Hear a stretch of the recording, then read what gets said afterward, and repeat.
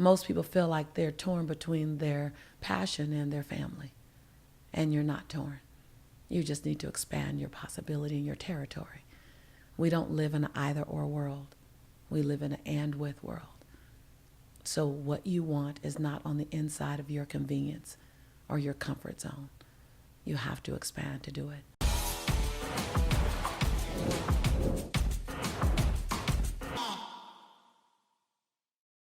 Hello there, and welcome to the latest episode of the Business of Coaching podcast. And this week's guest is outstanding, amazing, and one of my coaches.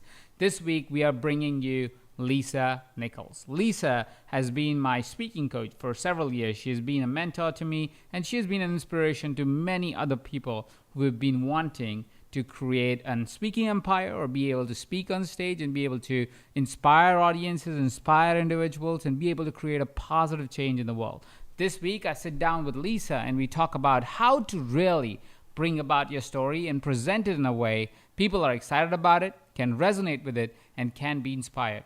This particular episode will help you also use your speaking ability or your speaking platform to be able to grow your coaching business. All right, without further ado, let me invite Lisa Nichols. Thank you so much for making the time, Lisa. You're absolutely welcome. I love you. I love you, and spending time with you and sharing space with you and the world is one of my highlights. Always have been since we met years ago. Oh, that's beautiful. Thank you so much. And I love you too. And I want to start with one of the stories of something that has transformed my life. Yeah. And I wanted to get this, even if we have been chatting before, I didn't want to say it before because I wanted to save it for this moment Right. while I'm we wondering, actually like, speak. what's the moment? So this was in Greece. We were sitting down. I was about to go on stage in a few hours, or I think a day later, or something like that. And I was really, really nervous. It was A-Fest. It was the event that we first met at, even. Yeah. All right, and I was about to go on stage, and you had taken the time out to have breakfast with me that morning for like 30 minutes, 40 minutes between your crazy schedule at the event. You had taken out that time to say, let's sit down with you because you needed help, because I asked for that help. And you sat down with me and you told me one technique that you used, like one small technique that you shared with me, which was called me you v, or me v you, something Me, like we, that. you. Me, Audience we, you. connection. Yeah, Yes. me v you. And that was my first time that I really got up on stage and talked about something that was very personal to me. Yes. Because I had never been comfortable talking about myself. Yes. I was, as you call them, content speakers. Yes. I would go and I would just go, presentation, here's this, here's that, listen to Right. this, listen You need to that. to know this, need to know that, need to know Yeah. this. Right. And the audience goes, what the hell are you talking about, right? But they respect you, they just don't know you. Yeah, exactly. And you taught me that technique that has ever since. Recently, I did my first event that was just me presenting for the entire thing. I've never done that before. Congratulations. So I did that with my wife as somebody also co-presenting, but mostly us presenting. And we had the most amazing experience. We had the greatest rankings. It's called 9.1 in an NPS score, which is amazing because that's how many people would recommend out of 10. 9.1 people would recommend. That's how it's kind of gauged, that event to somebody else who's a friend. And we had amazing revenue from that event as well. So we were so grateful. And I was reflecting back the other day because I can relate it back to you giving me that confidence at that time and many times before that. You may not know, but you're probably you're among maybe the 3 speakers that have ever got me to cry while you were speaking on stage. Because I was just having such an emotional, overwhelming experience. To feel. Yeah. So it was beautiful. I'm very grateful for that. And I'm very grateful that today you took the time to really take in your busy schedule of several interviews and just sitting down with me for an hour or 40 minutes or whatever the time would allow to really sit down with me and talk about this and share it with our tribe. Well, first of all, thank you for reminding me of those moments. I'm honored that I am now in a space where I can turn around and give other change agents, other advocates for transformation, tools and techniques to help you. You already know the content. Now it's just the delivery model. It's, you did the work on content. You just go, how do I do it in such a way that they not only get the content, but they get me. They get the delivery, because in addition to what you know, people want to know you. We want relationship. And when I cracked you open and those tears began to flow, you didn't walk in the room saying, I really want to cry today, right? No one does. But what happens is a part of my heart touches a part of your heart unexpectedly. What a gift. And so everything that I've stood for in our relationship and our friendship, and sort of like a big sister, brother relationship, is let me help you do more of you in the world. Let more people get you. And people choose to like you, then they choose to follow you, then they choose to love you, then they choose to be loyal to you. And then, so the content is a part of it, but it's one part. It's not everything. So it's been a journey, and you've been a key part of it. And you have, I have to say, because you're talking about what I've given you, I have to say, those same breakfasts, brother, you said at that breakfast, you said, you do so many things well, Lisa, but what do you want to be known for? And I didn't have the answer then. And my biggest challenge has been over the last 16 years, it felt like everything I touch has turned to gold. Now, if I have to pick my challenges, I want to pick that one. But it still was challenging. I was master of many things, but like literally strategically known for one thing, no. That was the challenge. We sat at breakfast and you gave me some advice. Find that thing that you just want to do. Even though you're good at all these things, find that thing. And 5 years later, 6 years later, however long it's been, that thing is speaking. And it's funny you would open up with a technique, because back then I remember 6 techniques. I was like, these 6 techniques are it.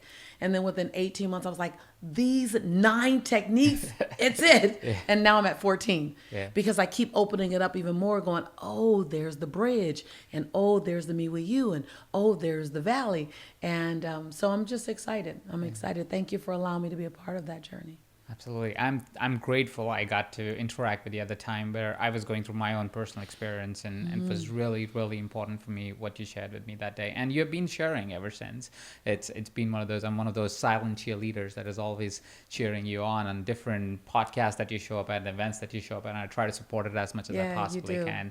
So thank you for being you. You're welcome. Now, switching gears, I know there's, again, like I said, you're good at so many things. I wanna use this channel for inspiring coaches. That's the community that we speak with, coaches, people who are creating impact. Yeah, good purpose in life. And I know you have so many inspirational nuggets. What I wanted to touch on, though, is our ideas that I feel like maybe can be represented more. Yeah. I love how you show up with abundance everywhere. Yeah. And how you show up with this giving nature everywhere in your communities, in your events, when you talk to people, when you're even speaking at somebody else's events. I've seen how you show up. You just don't show up as, all right, I'm the speaker, I'm going to speak. You show up with full power, with everything to give to the audience that's there. Share with me, or share with us, I want to hear it for myself too, is how do you put yourself in that abundance mindset? Where does that come from? Wow. So first of all, thank you for the acknowledgement, because I don't announce that. I don't market that. I just am that. I make a choice, a powerful choice, to be 159% present to where I am. And I look at how can I change the vibration? How can I change the structure of what's occurring here because I was here? How can I add value to this environment? Not to my moment. So it's coming from a servant leadership position. And most people in our position, you come in and you're going to share and establish and convert buyers and go. Well, that could be very static and unfulfilling quite often. But when you come in to go, how can I make this room a better room because I played full out in it? Irregardless of my conversions, irregardless of my offer, that will take care of itself. How can I earn the right to invite people to play with me in the future? You have to earn that right. I live under the premise you have to earn the right to ask me to follow you by giving me so much that I can't help. I want more. And if I don't want more, you've added value to this moment. You are getting 45 minutes of my life. What are you doing with it? While you're here, how are you changing the infrastructure? Everyone, everywhere. When your DNA is present, when your energy is present, you should change the vibration of that space because you're present. If you come in and everything is status quo, then you wasted your time in space. Your time and space. I'm very serious about that. And we're sitting in my home right now, and that picture behind me is not there for decoration. I sat in Nelson Mandela's jail cell for 8 hours and 45 minutes on Robbins Island. 8 hours and 45 minutes. I saw the window that didn't have glass in it, that in the wintertime he went to bed cold. I saw the pot that looked like it was a flower pot, but it was his toilet that he had to carry around with him every day. I saw the sign that indicated that he got the least amount of meat and bread because of the complexion of his skin. And I went outside and saw the dirt that Nelson Mandela, when he was not allowed to talk to the other prisoners because they found him to be too dangerous, they considered him to be more dangerous than a murderer because he was shifting the mind. But when he couldn't talk, he would go outside Ajit and he would pick up the dirt and he'd run it through his fingers to let the people know, we'll rise as dust rises. And after a while, they wouldn't let him do that. And he would walk outside and every other prisoner would pick up dirt. That picture doesn't sit there as decoration on my wall.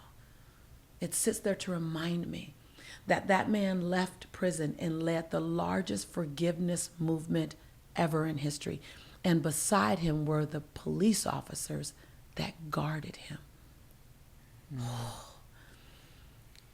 On his shoulders we stand. Our job is to make all of his efforts worthwhile, as with Mahatma Gandhi and Mother Teresa, as with Martin Luther King, as with all the people who we don't even know, your grandmother, my grandmother, to go, what will I do to honor every day what I know and what I don't know that they've done so that we can be here. I can stand here, a little brown girl, little brown boy, traveling the world, inspiring. I'm going to make every moment count. You're going to say, good investment. I don't mind that I pick cotton for 10 hours a day. I don't mind that I went to bed hungry. I don't mind that I clean people's toilets because she's making good of my efforts. That's what I want my life to mean. Much bigger than conversion rates, much bigger than my brand building. It's my contribution that my children's children's children that I'll never meet will say, my great-great-grandma, your son, that he would say, my Auntie Lisa, she showed us how to love everybody. She didn't announce it. She didn't market it. She was just it. That I want to inspire people to be bigger than they've ever been, the way Dr. King, Nelson Mandela, Mother Teresa, Mahatma Gandhi, Oprah, so many people, they require me to stand on my tippy toes because of who they were. I want to create that same jolt and vibration and command and conviction. I just want my life to say I was a good steward. I was a good steward of my dash between my birthday and my transition day. I was a good steward of it. That's why you see what you see, and you will always see that. You will always see it everywhere. I won't be perfect. I won't ever be perfect. But you will always see me playing 100% and full out with my imperfection. That's beautiful, and that's such an inspiring story. As we try our own unique, with our own imperfections, try to create that dialogue in the world and try to create that impact in the world. There are seasons that happen in our lives, right? And those seasons, sometimes we feel, is this worth anything? Yeah. Am I even making an impact? Is this even going to mean anything? Yeah. Or sometimes we look at different situation in our life. It could be sometimes a suffering relationship. Sometimes it could be a suffering health situation. Sometimes it could be a suffering bank account. Right. And sometimes it can be D, all of the above at the exact same time. Yeah. How is it that you bring yourself back to that place of saying, this is how I'm going to show up in the world. This is the legacy I'm leaving. How do you remind yourself even to get back into that place? That's a great question. So you're asking me, how do I get up when I want to just stay laying down? How do I find that next level of oxygen when I feel like I've been gut punched and my oxygen has been taken away from me? How do I love the perceivingly unlovable? How do I forgive the perceivingly unforgivable? Even when sometimes that unforgivable is done by me.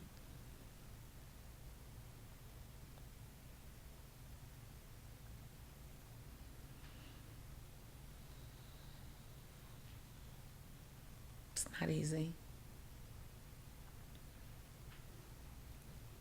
And it won't ever happen automatically. Ever. It's not an autopilot response. It is with great intention I climb back up to my stand. With great effort, with great energy, with great prayer, with great conviction. So I'm not going to necessarily tell you the how, because every time it's different. But first I'm going to tell you the why. Because the why precedes the how. Because every time I've gotten knocked down, and boy, have I gotten knocked down. I don't look like what I've been through. And sometimes the videos that you may have seen of me are the moments I've been on stages that you were in the audience of. And I was still washing off the ashes. I might have smelled like ashes. I put an extra spritz of perfume to cover the ashes. Be very clear. The why I keep getting back up is because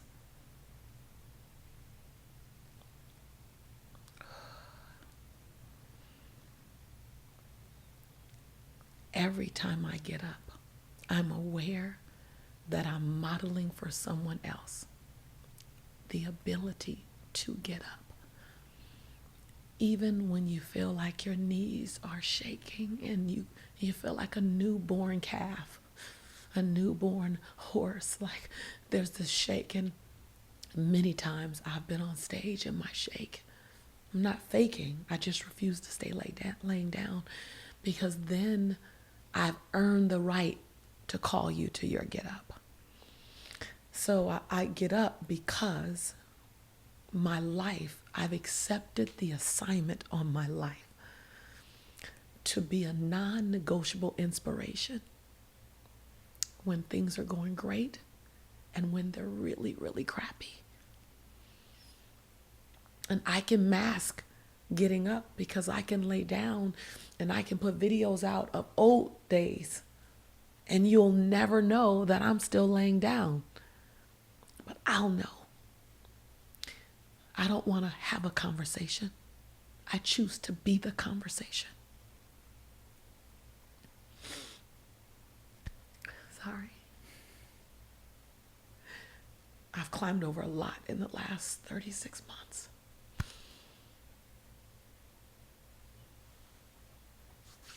I don't mind the camera seeing my tears. I think when you find out that superheroes and super sheroes cry,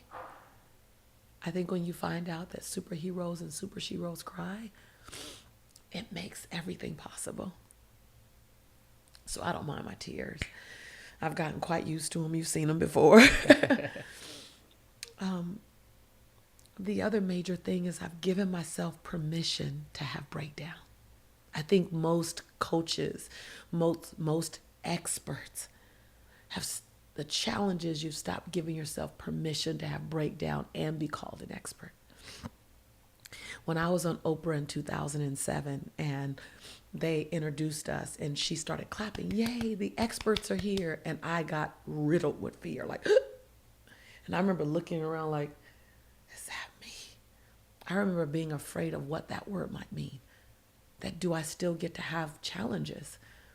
And that day, April 7th, 2007, I decided I am going to give myself permission to walk through my mess in front of people. I don't have to air all the things I'm going through, but I won't try to hide that I go through things. And so my why has been, I can't say yes to part of the job and not all of it. Part of the job would be you only get to see me and my greatness. I put a filter on my life like they do on social media. Nope. You're going to see me with my lines. You're going to see me with, my triceps not quite as toned as I love them to be, so that you see your humanity and your possibility. I signed up for that. The second thing I do is I rise above my circumstances, and I always find a picture of what it will look like on the other side of this. I don't put head down and keep it down. I put head down, get the strategy, put head up, see the other side, then put head down and get busy. I have to see the other side. I have to see it. I have to talk about it. I have to share it. I have to visualize it. I have to speak into it. I have to. It's the light at the end of the tunnel that's not a train. And so I hold on to it, and I get other people to remind me of it, because I forget. I get boggled down. I get hurt. I get angry. I get scared. I get tired. And in that time, I ask you to hold me accountable to the woman that I'm becoming, not to the woman that I am today. So I'm always keeping people in my space who I've told who I want to become to. And then I ask them, just tell it back to me on the days that my faith wanes or my memory goes away. I'm going to take a minute here. I think it was so beautiful. I am like receiving it. It's beautiful, and it is so powerful, and it reminds me to stay in those days as well, as I show up, and I have those days as well where we're not able to. It's the tough times, the grind. It's not working out. It seems like nothing's working out. Yeah. It seems like hell. And then you have to find that strength to get back up. Because that's a part of your teaching journey too. Mm-hmm. Your teaching journey isn't just the content. Your teaching journey is the evolution of your lifestyle. The teaching journey is the peaks and the valleys. If you decide to teach, if you decide to coach, if you decide to lead, then be a 360 leader. Mm-hmm. Leaders lead in the face of discomfort. Leaders lead in the face of disagreement. Leaders lead in the face of breakdown. It's not a convenient job. It's a job of conviction and service. That's why I keep getting up, so that I can turn around, knowing if I'm going through this, my students, my followers, my tribe, they must be about to go through something similar if they stay on this path. Okay, so I got to get up. I got to get through it, and I got to remember what I did, because I got to make that available when they need it. Beautiful. One thing that you said during you were explaining that was somewhere you said the line, and I'm paraphrasing you right now, but something to the line of, "This is my humanity." Yeah. Right? This is me being human, being able to express. This is human, and this is me actually kind of doing this as a selfish act right now to ask this question because I struggle with that. I struggle to present my humanity. I struggle to be able to know what to share, what not to share. I struggle, as much as I've learned tremendously and significantly better in the past 3-4 years since our conversation and conversations after that, I still struggle. I struggle to be able to find that place, to get comfortable with sharing that. If we were to have that breakfast again, let's say this was the breakfast we were having, and we were letting everybody kind of sneak in, and I was sharing this with you, Lisa, this is my struggle, which it is really. What would you tell me? You assume that I don't have a struggle.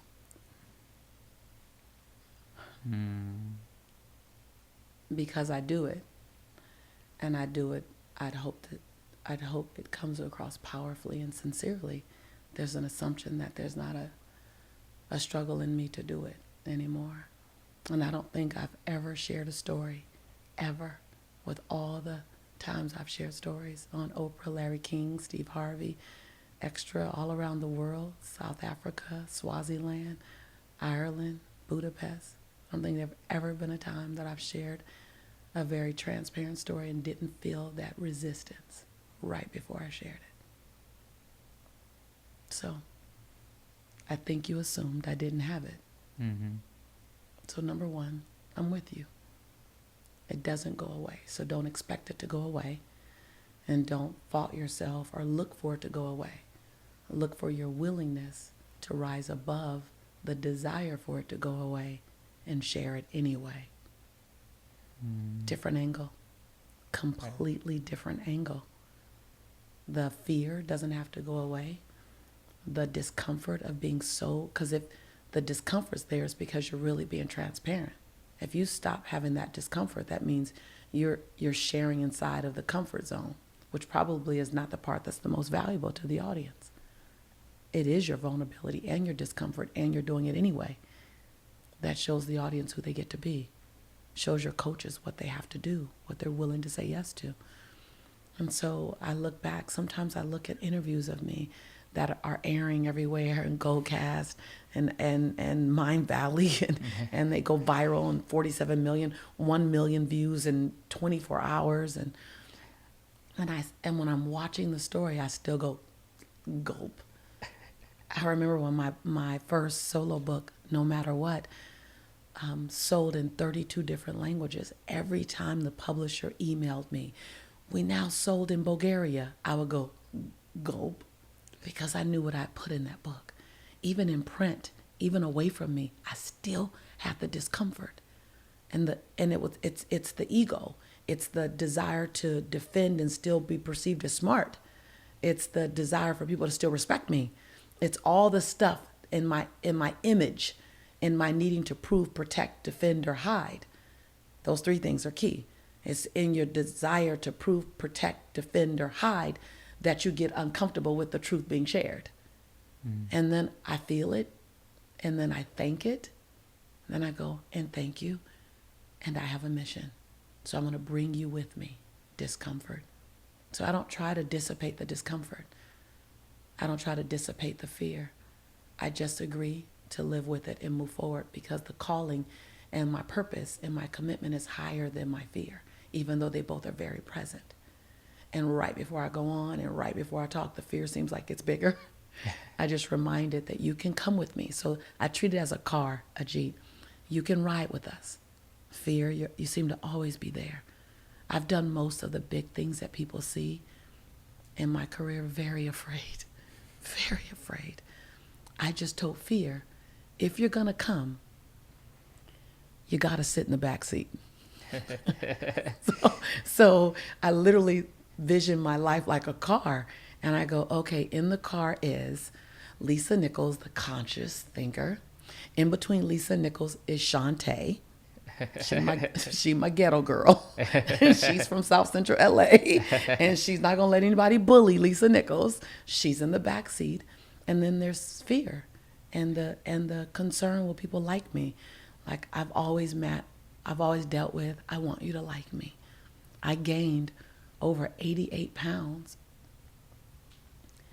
because when I walked in the room with a stealth figure, I could see in my booming personality, I'd see women kind of resist and withdraw and look at their boyfriends or their husbands as they interacted with me, and from a sense of worry. And I didn't want her to wonder about my integrity, and I wanted her to be my friend. And I put on an 88-pound jacket to be accepted, to be loved. And so my need to be loved is big. I'm always managing that. Do you like me? Do you love me? Will you stay with me? Don't leave me. I'm always managing that worry. And I say, you can come with me, but you got to sit in the back seat. Let Lisa Nichols, the conscious thinker, the evolved woman, let her drive.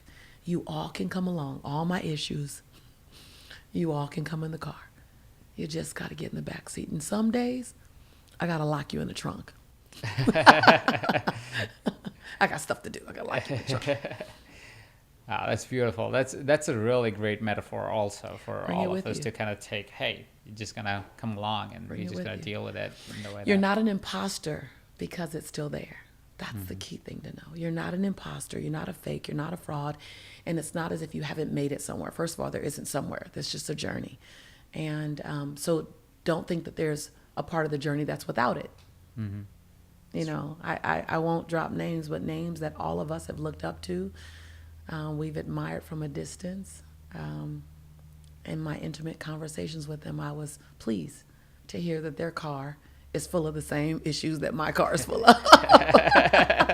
Well, we forget Yeah. though. We Yeah. forget as we watch from distance, as we Yes. watch on the social Yes. media channels. Yes. It feels like Because we filter there's it. yeah, we filter It's the and- filter. and it looks like, hey, that person's got it. Yeah. I finally once I become that confident Yeah. like that person, you Yeah. forget they have a car like Right, our car right, with the fear right, sitting right, behind as right, well. Right. And I think what we do that's detrimental to ourselves is we say, until I stop feeling this fear, I can't be as impactful as them.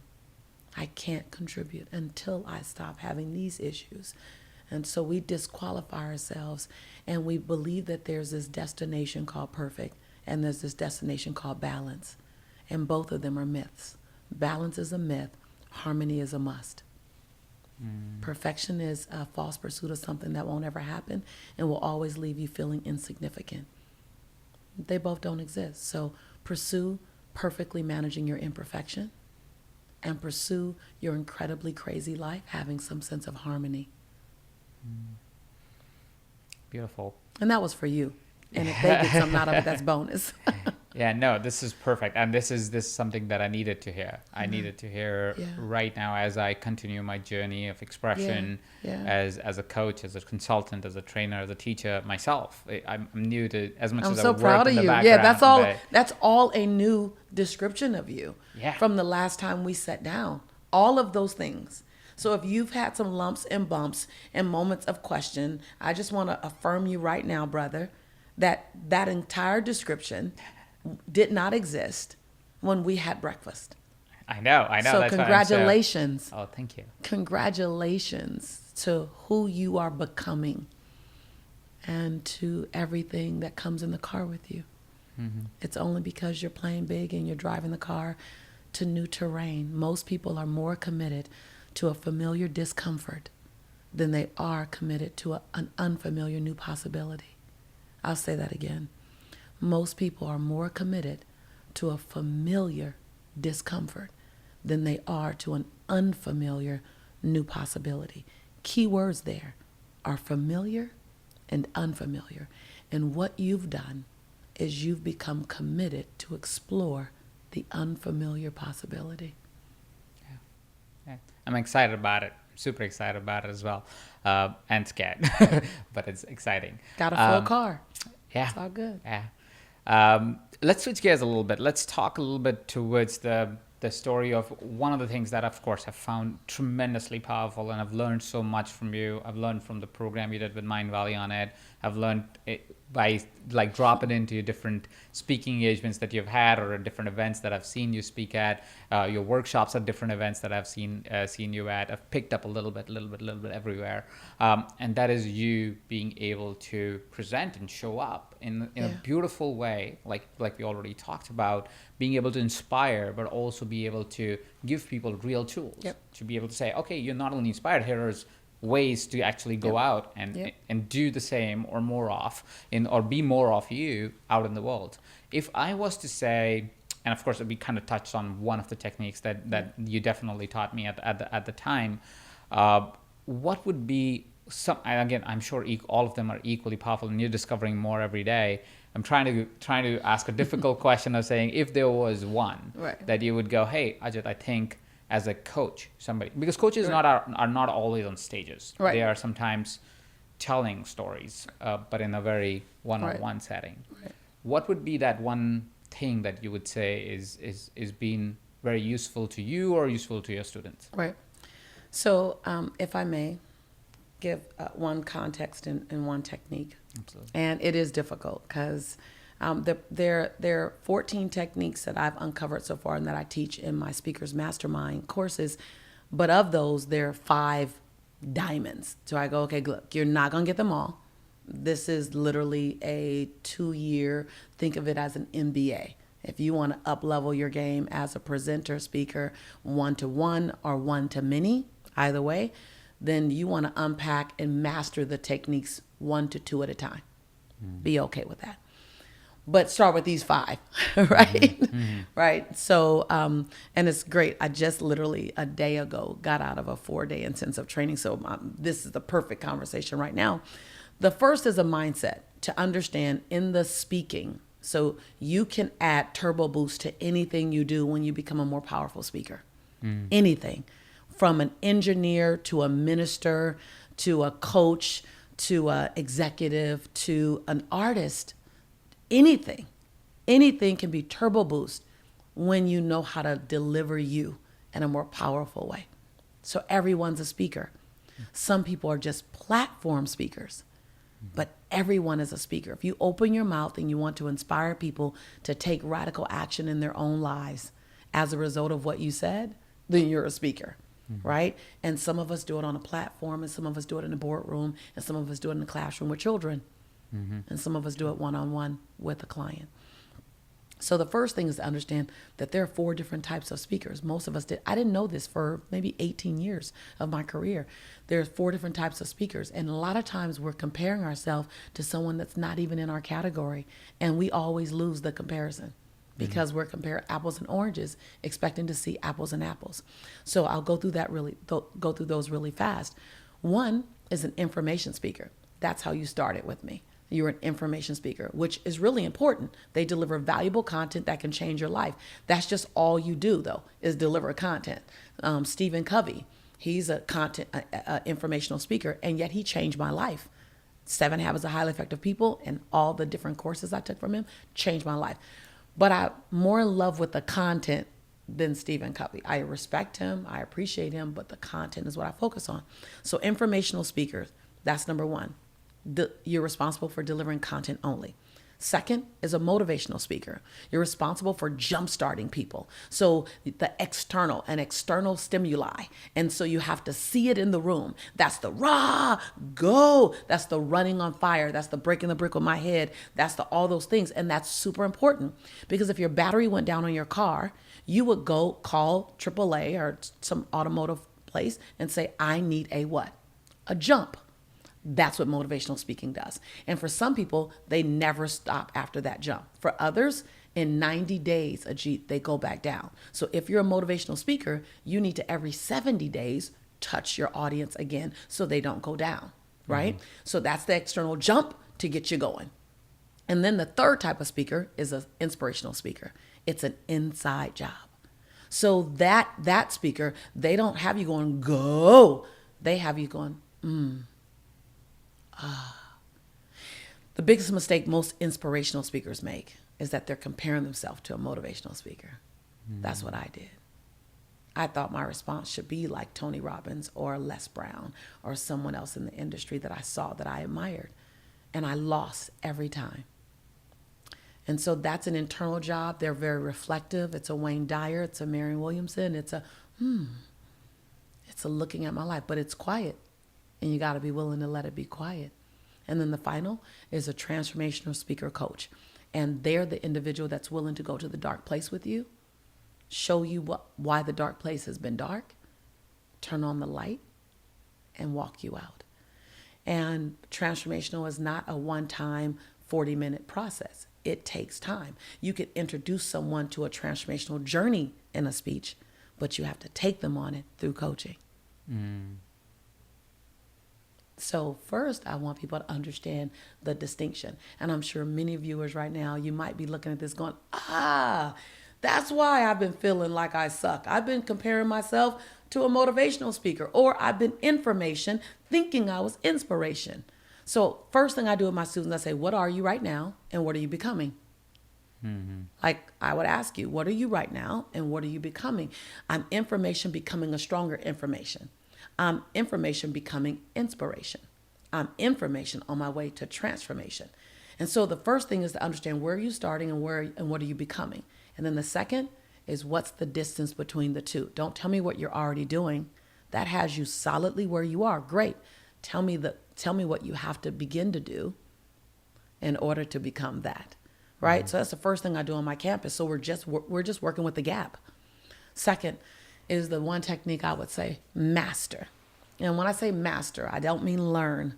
I mean master, which will take some time. And that's the valley technique. And the valley is the ability, the thing that I share with you, the ability to tell someone a low point in your life, a relevant low point in your life without any lesson in it. That's where we go wrong. We often infuse all this lesson in the story. A true valley is a moment in time. It's just an incident. It's not your life story. It's a moment in time. And you're able to show it versus tell it. And that's what you've heard me say from stage. And the way you show it is you tell me what's going on in your head when it happens, what's going on in your heart when it happens, which is why, Ajit, you feel so uncomfortable when you're doing the story. Because of the way I set it up for you, I'm requiring you to go in your cave. The cave is not the details of what happened, not the cave. That's the incident. The cave is what were you thinking? How are you feeling? I want to hear the feelings of vulnerability. I want to hear the feelings of questioning. Because if you can show me your feelings of vulnerability and questioning, then I now see me and you. And now I go, that's my guy. He can teach me. Now, the reason why most people do that incorrectly is because they interrupt that moment of vulnerability and transparency with the life lesson because they're uncomfortable. And the story, the valley, is an island. It has to be an island literally by itself. And it's pillared between two other islands, the island of content and the island of content. Between the island of content and content lives the island of story. And what you see when you see me on stage, the reason why I bring you to tears is because I don't interrupt the story that I'm showing you, not telling you. So I take you on this journey of the experience. It was 1994, summertime. I remember it to be about 98 degrees, sweltering in the heat. I found myself walking down the street asking myself, Lisa, how did you end up here again? How did you end up broke and broken? How is it that you're walking to the ATM? You put the card in the ATM and it says insufficient funds, $11.42. How did you get here again? Your son is 8 months old and he needs you. I find myself walking back from the store with nothing in my hand, figuring out what will I do for the next several days to wrap Jelani in something so that he can be safe. All I can think of was to wrap him in a towel, towel after towel after towel. Each time he wet the towel, I cleaned it. By the time he was on his sixth towel, I was in tears. My son should at least have Pampers. That was the day I decided enough is enough. I'm sick and tired of my own story. I'm sick and tired of being afraid of my shadow. I'm sick and tired of dimming my light so others won't feel insecure in my presence. I'm sick and tired of just living mediocrity. I'm sick and tired of people telling me I have potential. I want to meet my potential. That's a story. You see that island. I didn't interrupt it with any lesson. So you saw me walking down the street. You saw me with a towel. That would be the secret sauce I would tell people to learn and master initially, because that's where people choose to love you. They will choose to respect you based on what you know. They will choose to love you and follow you and be loyal to you based on your journey. So you're saying it would be somewhere between your talk that you would go content, then there will be this beautiful story that you just said, or a story that is there, and then you would follow it up with content related to the story or different. Well, that's a great question. That's a great question. So I'm going to give you a couple of techniques. So one technique is the valley. That's the one I told you about, and it has some guidelines to it. Main guideline is show me. And when you go into the valley, so the two islands of content, right, and in between is the valley. There's this thing that connects the content to the story, and that's called a bridge. It's another technique. And that bridge speaks to why this story is necessary. So that bridge says, let me give you an idea of the bridge right now from the story that I just shared with you. And so that day, and I don't know what year I told you, I was just making the year up, in 1998, I made a decision. I want to ask you, what's your decision today? I'm going to teach you 3 ways that you can turn your life into something barely recognizable. And then you get to make your decision. Way number 1. Now I'm in the content. You saw that? Yeah, it's beautiful. It's so well done. It's so beautifully it's done. Very it's very literally, it's down to, like, I've broken it down to literally each little piece, each little science of how does it work, because it's many layers that make it pop, really pop. And so that bridge, Ajit, allows you to keep the integrity of the story. So the story is the same. It can never change because it's a true story, ideally, right? It's a true story about you or someone else. And in order for that, because that's what people are going to remember, that's what they're going to share on your behalf. Respectfully, we love your content, but I'm going to share your story. I'm going to say, there's this guy, and this guy had nothing, and he slept on a cot in the room with his brother. Right? Yeah. Do you remember? It's true. Yeah, right. that's When's the last time I heard your story? Yeah. It was several years ago I heard your story. Yeah. But I remember your story. Because stories are what we relate to. Like, what? This dude is running this multi-million-dollar company. He slept on a cot. He had to, like, what? If he can do it, I can do it. Because I slept in a bed at least. Yeah. Right? People borrow your strength from your story. But the way the story keeps its integrity is the bridge changes based on the content you're teaching. I want you to hear that. So the bridge is the only thing that changes. And then when you change the bridge based on what you're teaching, the story now is like a Lego. It's like a Lego block. It goes anywhere. You can drop it. All you have to do is mind the bridge and make sure the bridge can lead into the content. Now what most people do is they disrupt the story. They disrupt the valley because they get freaked out. You know, Yeah, I know. It gets I scared. totally freak out. All right, Yeah, you yeah. get freaked out, and so you start inviting too many things on the island, Yeah. and then the island sinks. The story, the way the story is beautiful, is it's just the story, but you have to go into it knowing I'm going to follow it with brilliance. I'll be okay. You interrupt the story not for the audience. You interrupt the story for your ego. That's a huge mic drop right there. It's like, wow. Yeah. Oh yes, that is so true. That is so true. And oh my God, this is like gems right here. And I know you're doing an event that actually floats right into it. And I want to talk about the event really briefly because I think it's super powerful. I'll be there for sure. Yep. And it's happening very soon from the time that this will be published. Tell us a little bit more about Speak and Write. So I gather people from all around the world. We have about 42 to 47 different countries represented all around the world. And we come to more discover your voice, discover your story, understand how they play together, understand how do you use it on whatever platform you're on. I have people there who are corporate execs, people there who are singers and songwriters, people there who are authors, very successful speakers already, just anyone from all over the world.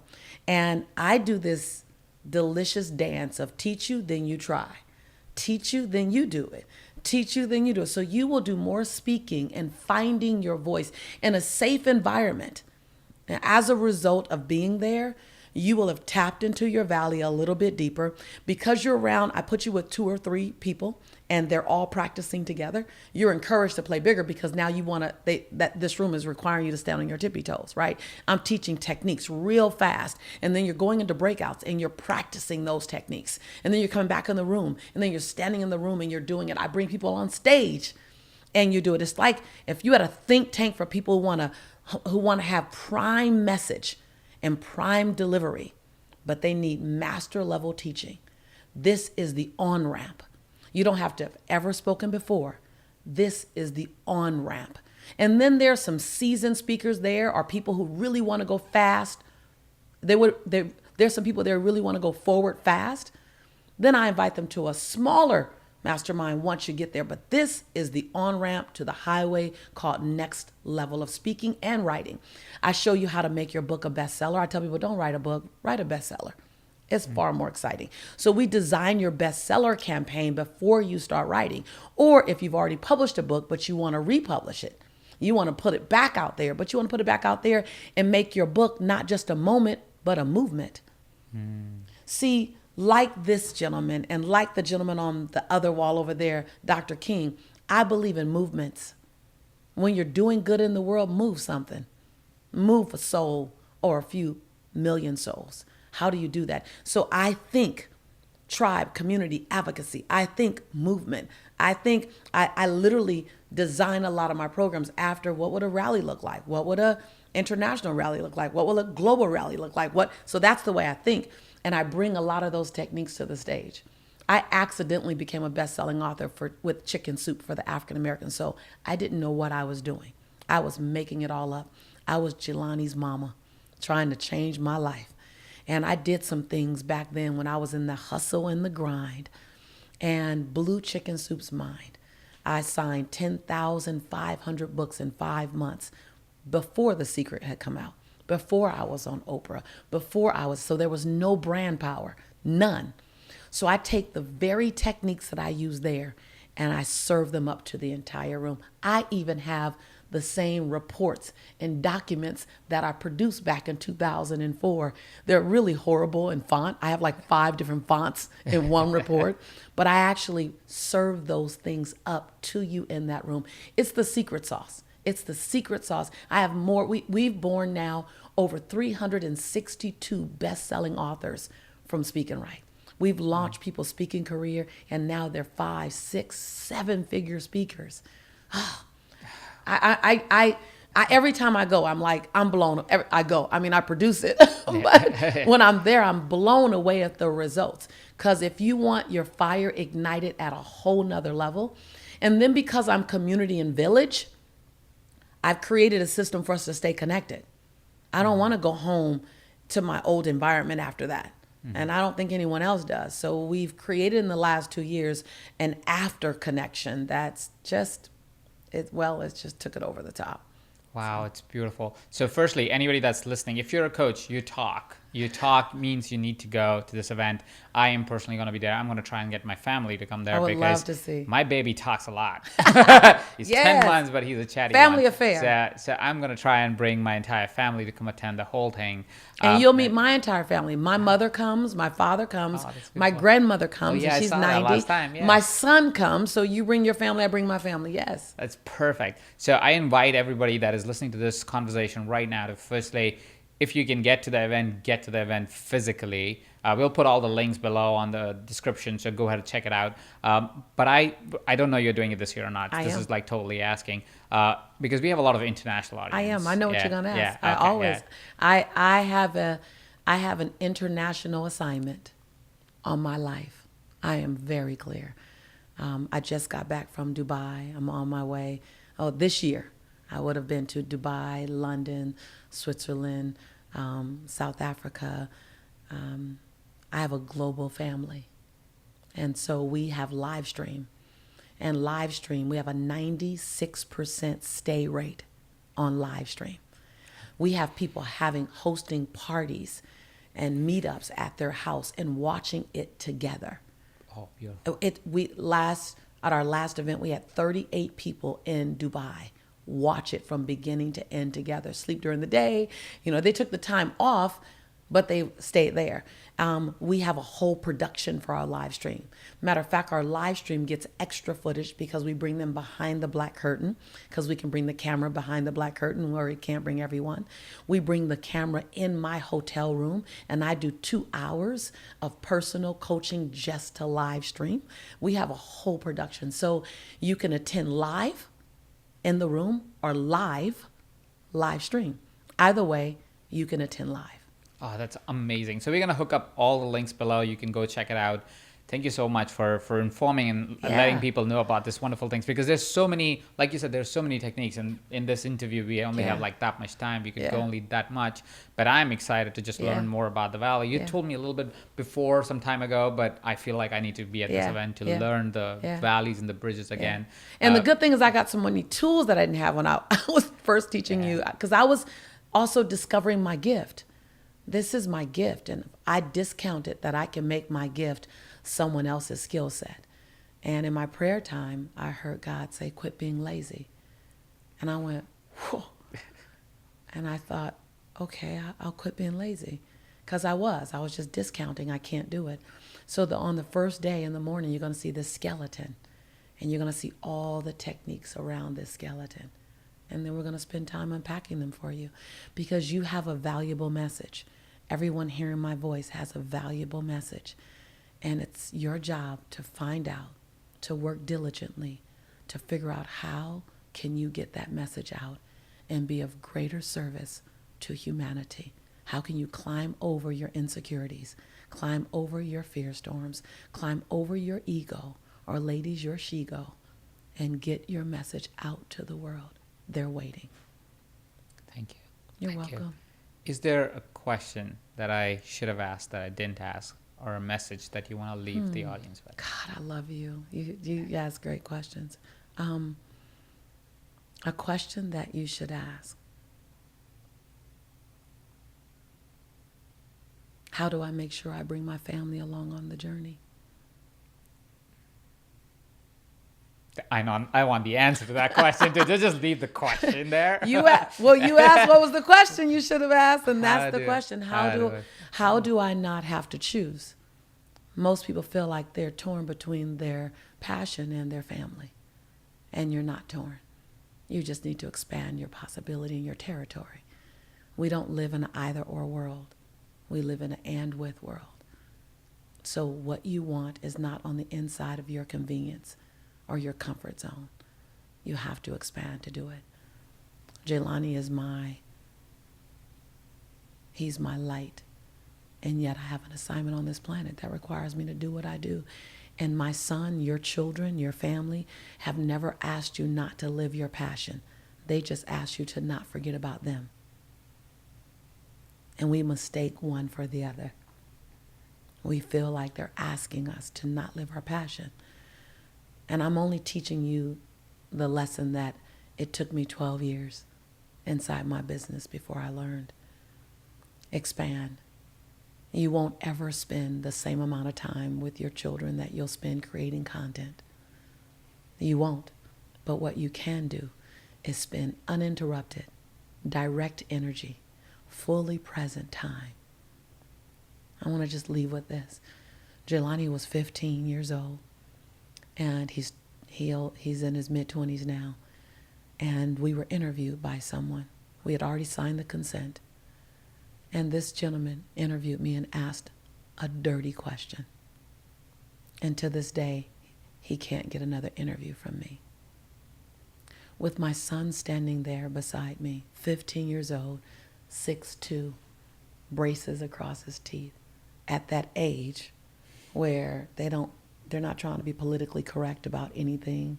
He's just trying to have a life with this mama. He asked the question to Jelani. He said, your mother is on the road over 260 days out of the year. How does that hurt you? My chest immediately swelled. I immediately began to hold my breath. Because if my son just answered the question, I was going to suffer. I was going to hurt. And I was going to do it publicly. And he asked the question, so Jelani could just answer.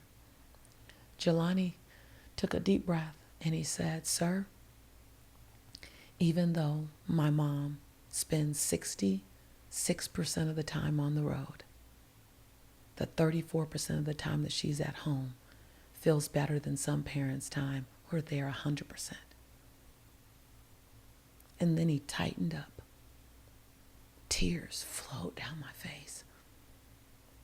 And he looked at the gentleman. He didn't look down at me. He goes, my mom gives me more quality time than many parents who never travel.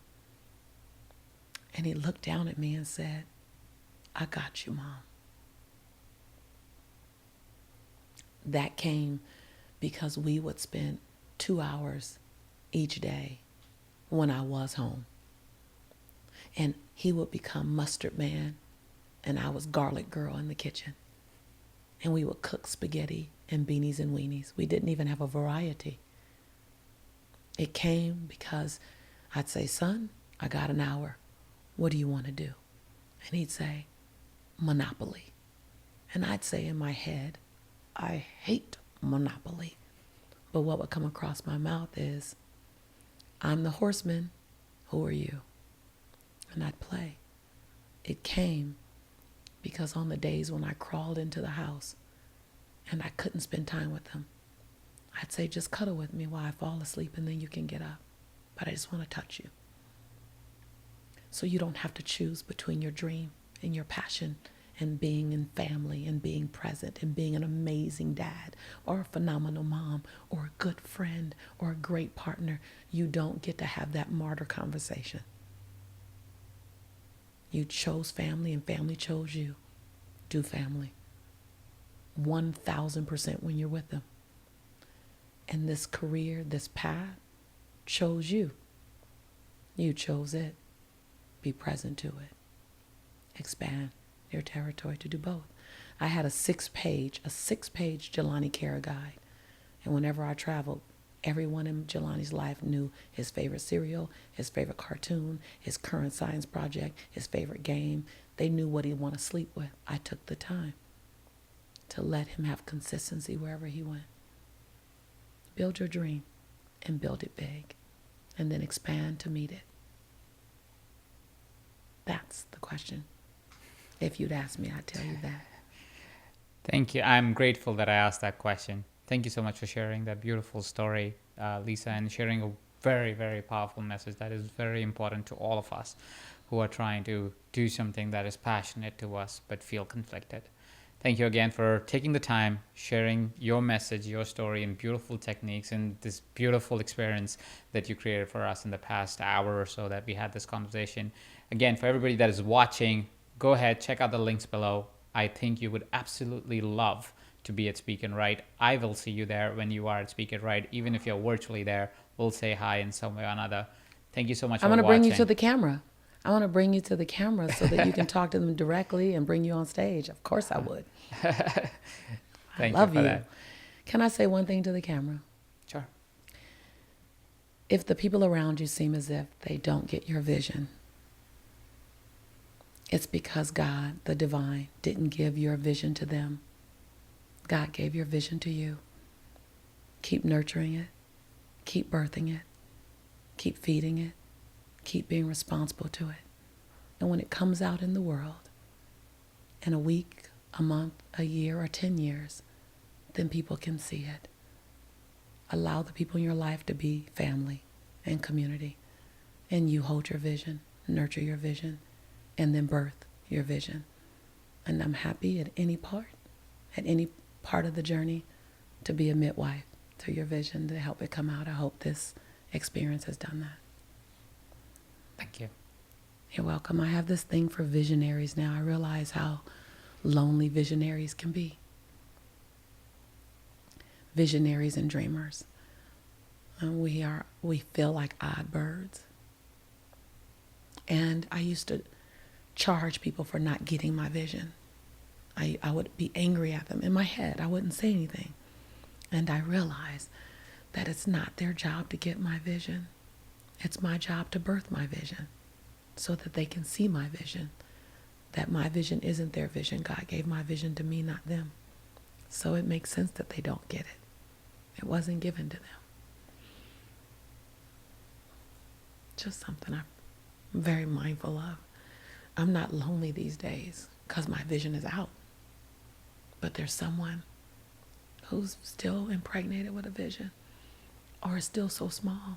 It hasn't made any money, doesn't make any sense, it doesn't have any traction. So, hard time. So I just wanted them to know, hold on. Hold on. Hold on. I love you, brother. Love you too, Lisa. Thank you. You're welcome.